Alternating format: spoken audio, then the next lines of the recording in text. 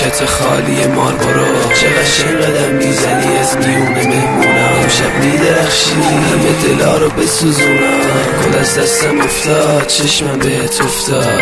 مبارک باشه ولی به روی تو توفا، یه جوری برو پشت سرتم نبینی. آقا بی زحمت یه جعبه شیرینی. پاکتم خالی شد رو اعصابم این صداهای دوباره داستانه.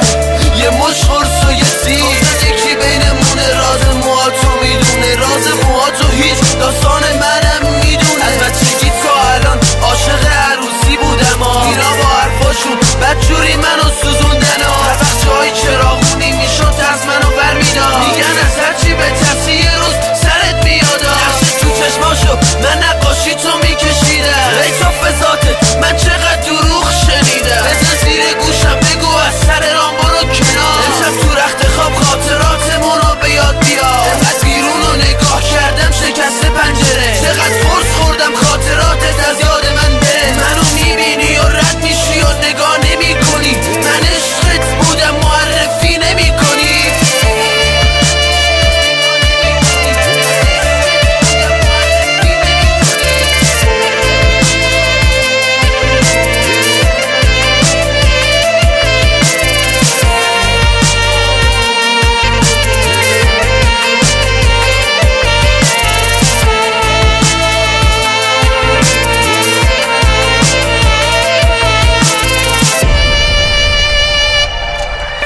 مادرم و یادته، هرکی میبینتم میگرفت به رحمت خدا. اونجا کجاست که هرکی خلاص میشه میره، به قرآنت بریدم منم ببر اونجا. اگه همیشه نمیگن اگه یه قدم برداری 100 قدم خداست، خدا نزدیکتر میشه. از چرا همیشه عاشق هر کسی که میشم قدم برمیدارم هی دورتر میشه. عکس چشات تو این خونه من